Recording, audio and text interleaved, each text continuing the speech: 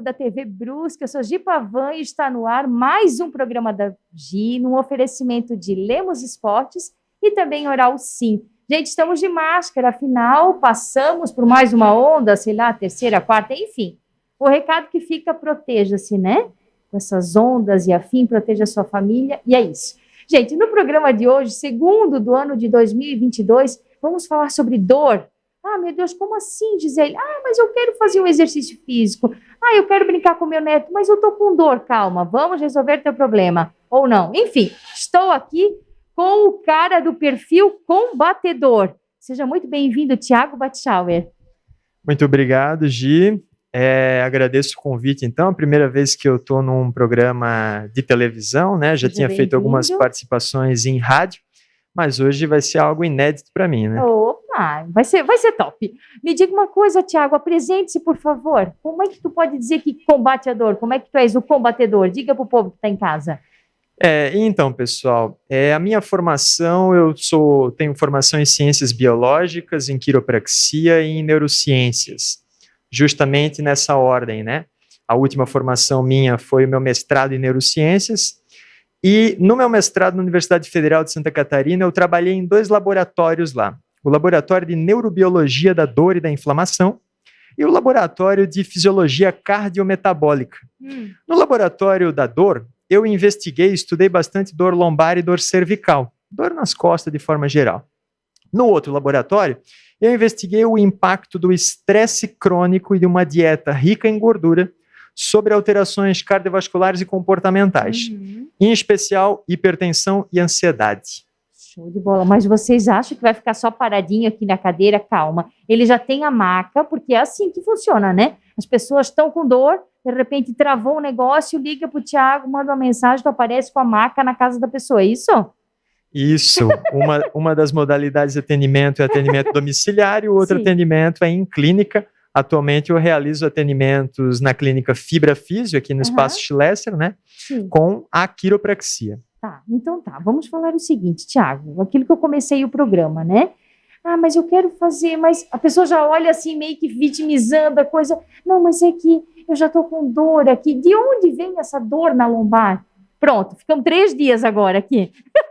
Basicamente. Mais ou menos isso. Digamos que essa é a pergunta que vale 1 milhão, né? Aquilo que eu digo, assim, eu faço uma pergunta difícil querendo uma resposta fácil, não existe isso. Não existe. Se eu fosse tentar simplificar para ti, Gi, eu diria o seguinte: a dor, ela é uma experiência que a gente chama de multidimensional. Que diabos é isso? É uma experiência multidimensional, aquela que é influenciada por fatores físicos ou biológicos, também chamados, fatores psicológicos e fatores sociais. 2, 3 exemplos de cada um desses fatores para tu entenderes melhor aqui. Fatores físicos. Por exemplo, esforço demasiado, muito exercício físico. Ou pouco exercício físico, sedentarismo. A pessoa passa 8 horas para mais sentada. Permanência prolongada numa mesma posição, né? Isso são fatores físicos. Um fator físico muito importante, talvez até demais e extremamente negligenciado nos dias de hoje, é sono. Sono pobre, para tu teres uma ideia, aumenta em 3,8 vezes a chance da gente ter dor lombar. Olha só. Entenda sono pobre da seguinte forma: ou tu demoras muito tempo para adormecer, enrola muito na cama até pegar no sono, ou tu tens o teu sono muito parcelado, acorda muitas vezes à noite e lembra de todas as vezes que tu acorda, ou então tu dorme menos do que 7 horas por noite. Se um desses aspectos forem contemplados, ou mais de um, já caracteriza como um sono pobre. E o que o sono pobre faz? Ele acaba aumentando a concentração de algumas substâncias no nosso sangue, que são chamadas, um nome feio, de citocinas pró-inflamatórias. E entenda isso como substâncias químicas que irritam as terminações nervosas, deixam os teus nervos mais sensíveis. Isso é mais fácil para tu sentir dor. O indivíduo que tem um sono pobre é aquele que está botando adubo fertilizante para a dor florescer. Não sei se foi claro. Então, porque assim, a gente está falando em dor, mas, meu Deus, não pegue pesado, faça exercício, faço tudo certinho, mas de repente esse sono pobre, não descansa, tá adubando esse negócio. É um contribuinte muito importante. Na questão física. Falei físico, né? Agora é um psicológico. Psicológico, por exemplo, o estresse crônico, que não é o simples fato de tu estar atrasada de carro, fechou a sinaleira quando estavas atrasadas, ficasse brava, estressada, atacou a minha coluna naquele momento. Não, isso é um estresse agudo. Sim. Esse estresse agudo ele é benéfico para o nosso corpo, ele tem efeito protetor. Agora, o estresse crônico, que é aquele contínuo, aquele persistente, esse é patológico. Então eu posso dizer assim, ó, pessoal que está em casa, por favor, já vai compartilhando, está no Instagram, no YouTube, no Facebook, por todos os lados aqui na TV Brusque, já compartilha. Sabe aquela situação assim? Meu Deus, mas o que eu fiz? Daí do nada me travou a coluna e de repente passou por uma baita situação de estresse que pode ter desencadeado isso.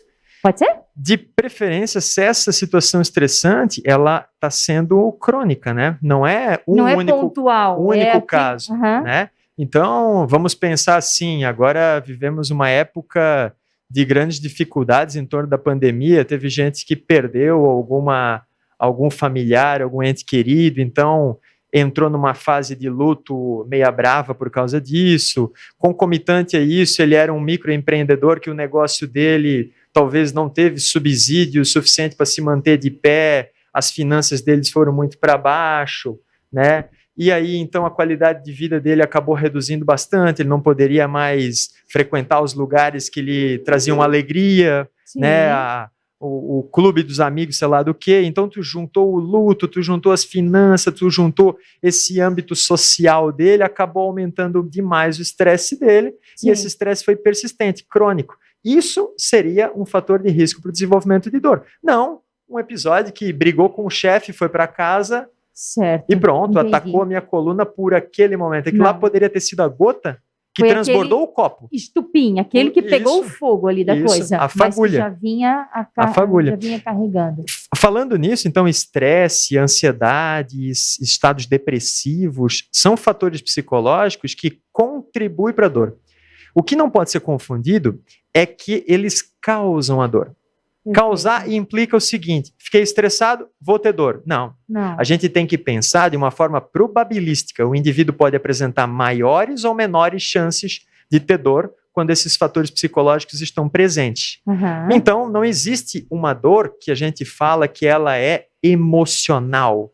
Ela é puramente emocional. Eu costumo fazer a seguinte analogia. Imagina o estresse como o botão de volume de um rádio. Ou seja, ele pode amplificar ou ele pode reduzir a tua intensidade de dor. Mas ele não é o botão de liga e desliga. Então ele não causa a dor. Ele amplifica ou ele reduz a dor. Quando é que ele amplifica? Quando ele é crônico. Quando é que ele reduz? Quando ele é agudo. Mas, Tiago, exemplo de estresse agudo. Realizar exercício é um estresse para o nosso organismo. Sim. Só que é um estresse benéfico, não é patológico. Porque tu não permanece fazendo exercícios 8 horas por dia. Não, aquele tempo, estressou, mas vai voltar, então tudo certo. E a última, o que é? O último seria um fator social. Fator social, entenda como a tua relação com as pessoas que te cercam e com o teu ambiente de trabalho. Por exemplo, na década de 90, foi publicado um estudo num periódico médico de maior credibilidade do mundo, chamado New England Journal of Medicine. Esse estudo eles queriam ver qual que era o maior fator de risco para os trabalhadores de empresas desenvolverem dor lombar. Eles viram que aqueles que relatavam que estavam insatisfeitos com seu trabalho tinham mais chance de ter dor do que aqueles que carregavam peso. Insatisfeito do trabalho, entenda como aqueles que acreditam que a relação esforço-recompensa deles não está boa. Algo do tipo assim: pô, eu dou o maior gás aqui nessa empresa, eu visto a camisa, mas eu não sou recompensado. Os caras não me dão um aditivo. Injustiça. Isso. E aquele outro camarada lá, aquele vagabundo lá que não faz nada, ele já ganhou 2 promoções, ele ganhou aumento, ele ganhou isso e eu nada. Então essa insatisfação com o trabalho, a gente chama isso de um fator social que, novamente, contribui para a gente sentir dor. Um exemplo clássico disso... Só para encerrar esse primeiro bloco. Assim, o homem gosta de falar, notaram, né? Calma que ele gosta de falar, calma. Vai dando corda, eu vou falando. Vamos, espera um pouco. Termina esse aí, ainda já vamos pro segundo bloco. Vai, fala lá. Um exemplo clássico é aquele indivíduo assim que durante o ano todo, eu fiz até um post no Instagram sobre isso daí, durante o ano todo reclama muito de dor nas costas. Chega no final de ano na praia, fala assim, acabou-se, não sente dor nenhuma aqui na praia, tomando cerveja, churrasco. Olha ali, ó, que vagabundo, isso é dor de malandragem. Para trabalhar o cara sente dor. E isso não é uma dor de malandragem, isso é muito provavelmente que um fator social é extremamente relevante no desenvolvimento da dor dele. Sim. Provavelmente a dor dele é muito relacionada a essa insatisfação com o trabalho. Ele não deve de ter uma boa relação dele com o trabalho. Talvez se ele mudasse de emprego, a dor dele reduziria demais. Gente, é isso que eu sempre falo, até no programa anterior a gente passou sobre meditação. É a conexão entre o teu corpo e tua mente, né?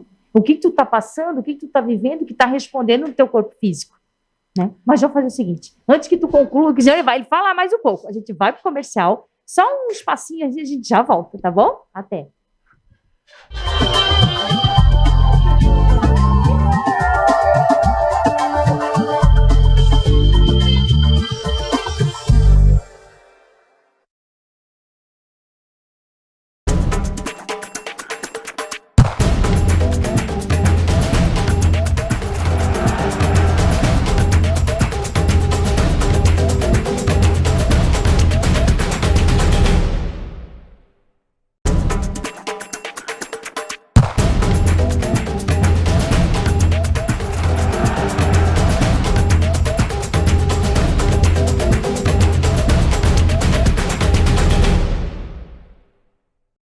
Felicidade para você. Eu, graças a Deus, sou muito feliz, mas eu já passei por tantas coisas e percebi que a felicidade tá assim nas coisas mais simples da vida. Por exemplo, tá com a família, os amigos, comer algo bem gostoso, um abraço, um sorriso, não é? A felicidade está bem mais perto do que você pensa.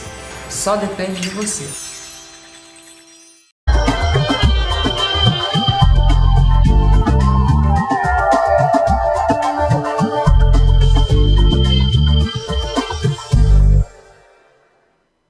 Estamos de volta, gente, hoje aqui com o Thiago Batschauer, com o Batedor, e nós mudamos o roteiro, porque senão ia ficar faltando coisa, a gente vai falar e deixar para o terceiro bloco para demonstrar, portanto não saiam daí, tá? Porque tem coisa mais chata, gente, mais desesperadora que dor na coluna, ela te impossibilita, ela te trava, e de que forma o teu trabalho pode contribuir com essas pessoas?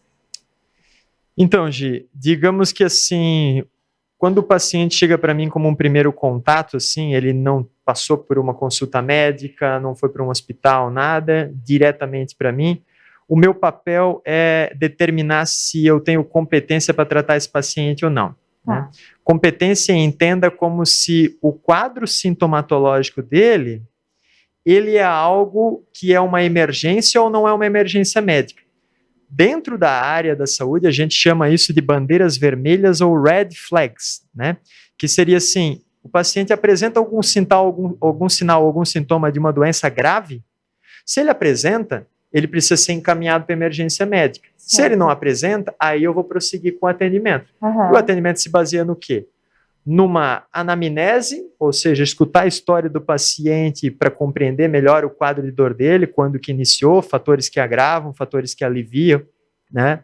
Um exame físico, para a gente compreender se essa dor na coluna, ela tem um componente radicular, que seria referido à irritação de raiz nervosa ou não, porque o tratamento ele é diferente, as técnicas empregues são diferentes, e aí então se realiza a abordagem com terapia manual, né?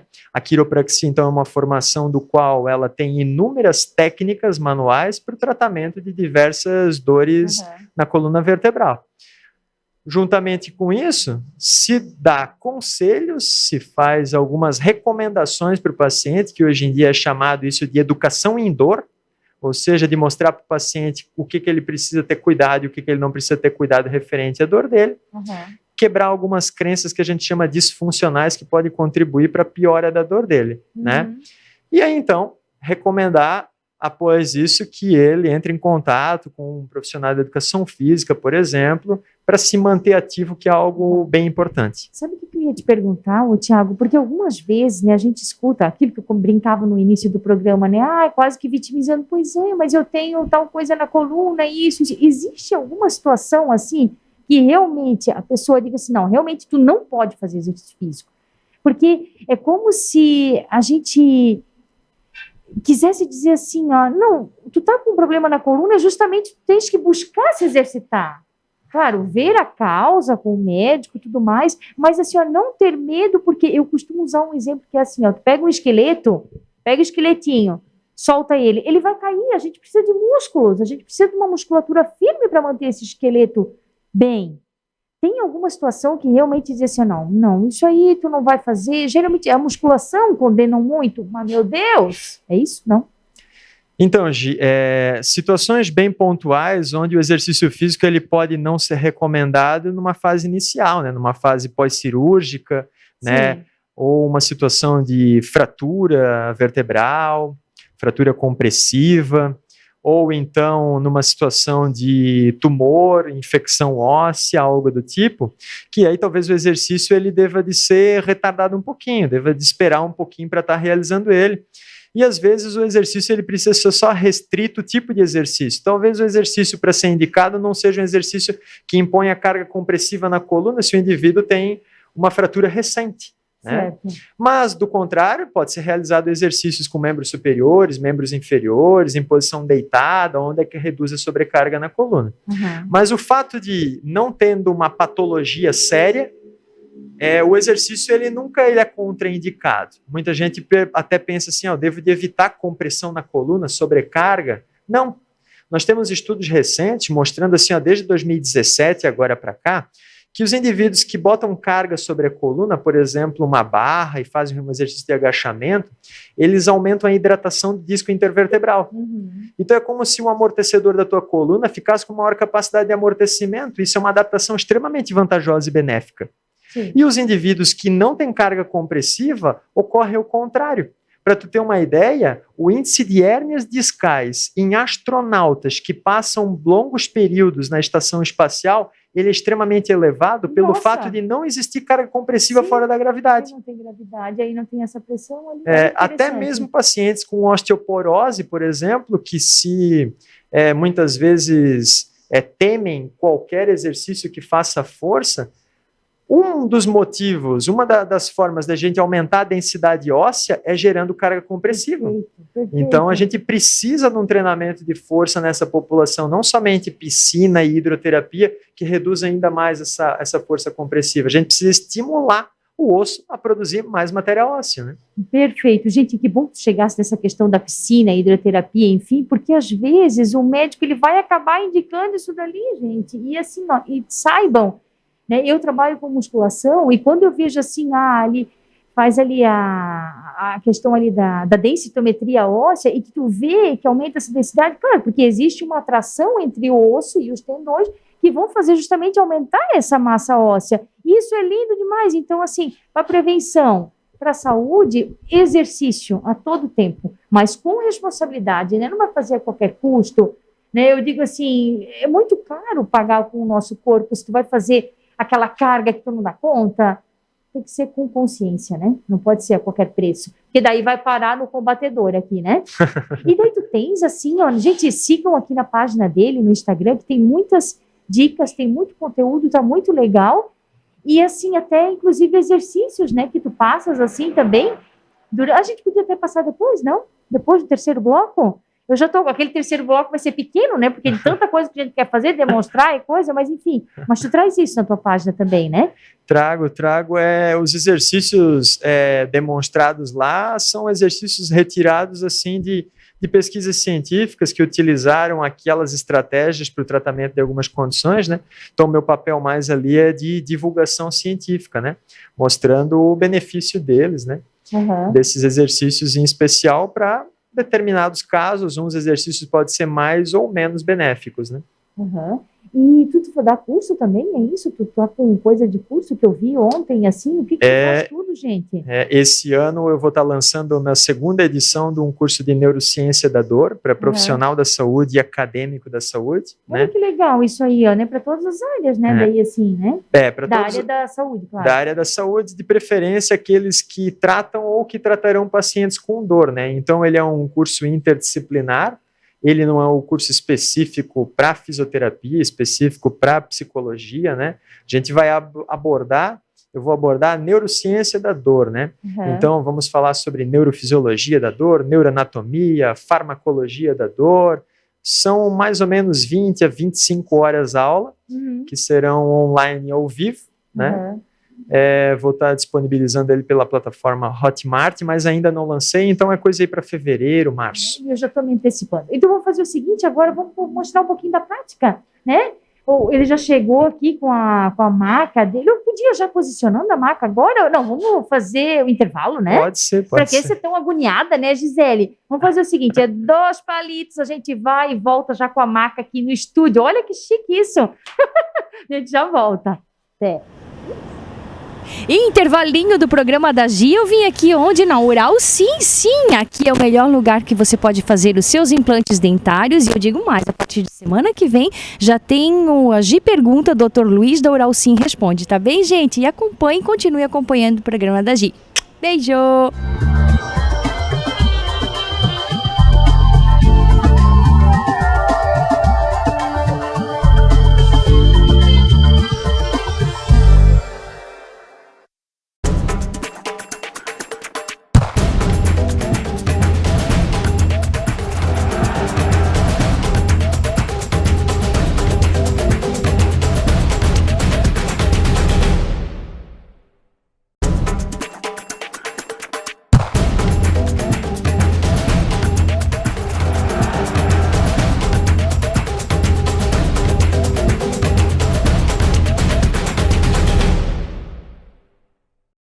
Felicidade para você.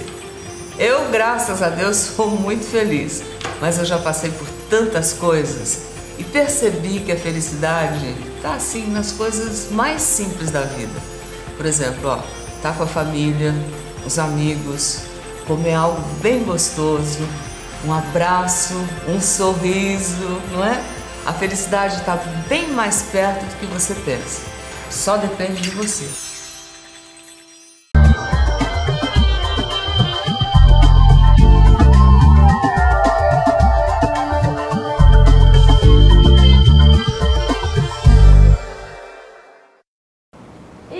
De volta, gente, olha aqui a maca no meio do estúdio da TV Brusque com o Thiago Batschauer, combatedor. Thiago, vamos para a parte prática então. Como é que funciona? A pessoa está com 2 tipos de dores. A princípio, a gente resumir assim ao máximo. E aí a gente vai mostrar o tipo de exercício e finalizar com quiropraxia, que é o trabalho dele. Como é que funciona isso? Então, mais ou menos seria da seguinte forma. Imagina um indivíduo que apresentou uma crise de dor lombar aguda, uma crise recente, episódio de dor. E ele diz que alivia a dor dele quando ele inclina o tronco para trás. Ele costuma fazer essa posição aqui, ela atenua um pouco a dor dele. Outro tipo de indivíduo, ele vai referir o contrário, que a dor dele vai aliviar quando ele inclina para frente o tronco. Esses 2 padrões de dor, eles identificam o que a gente chama de preferência direcional. Os exercícios recomendados para cada um deles são diferentes. Então agora vamos demonstrar o primeiro exercício para o indivíduo que sente o alívio da dor quando ele inclina para frente.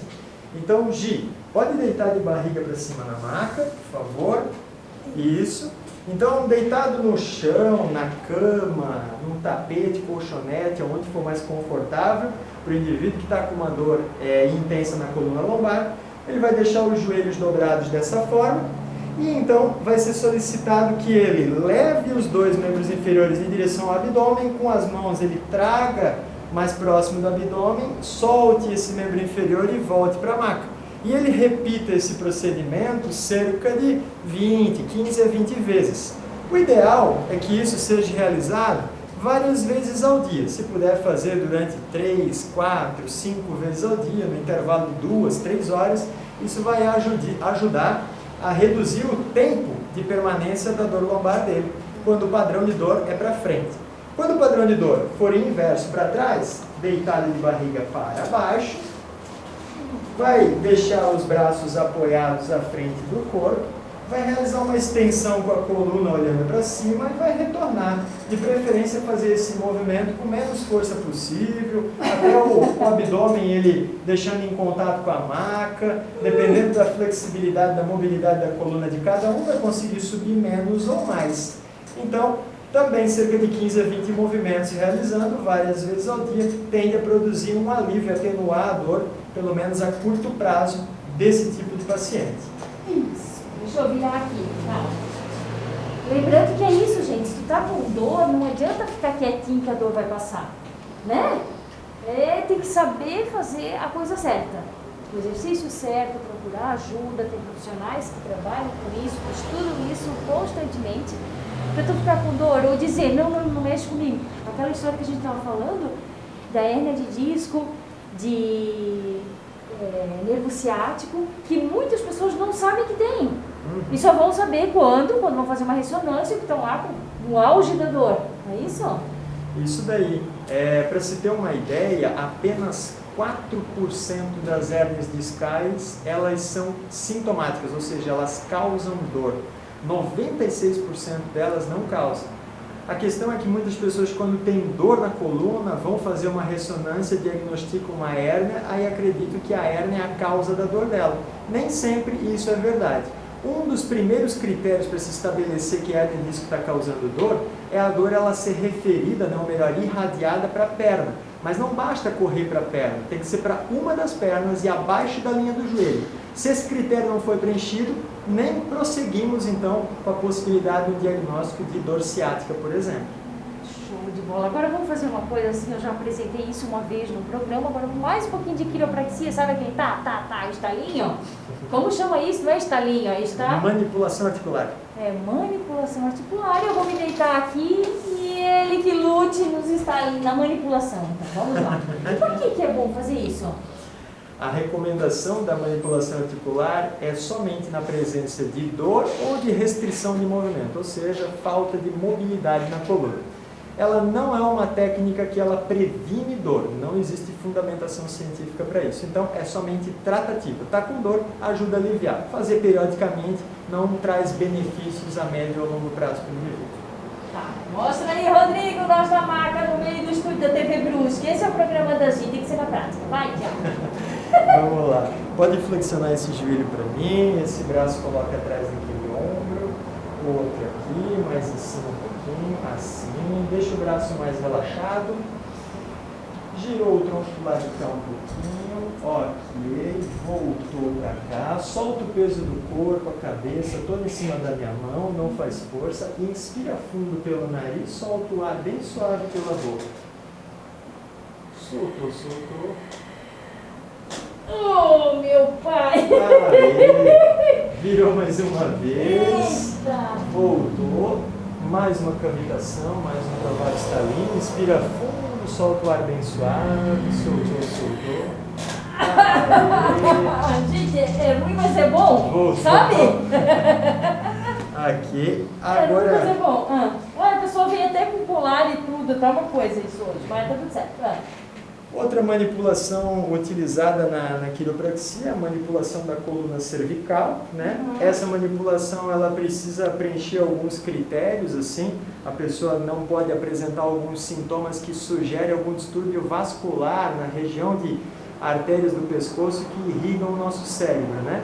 Então, sintomas como visão dupla, dificuldade para falar, falar arrastada, dificuldade para engolir, tontura ou náusea.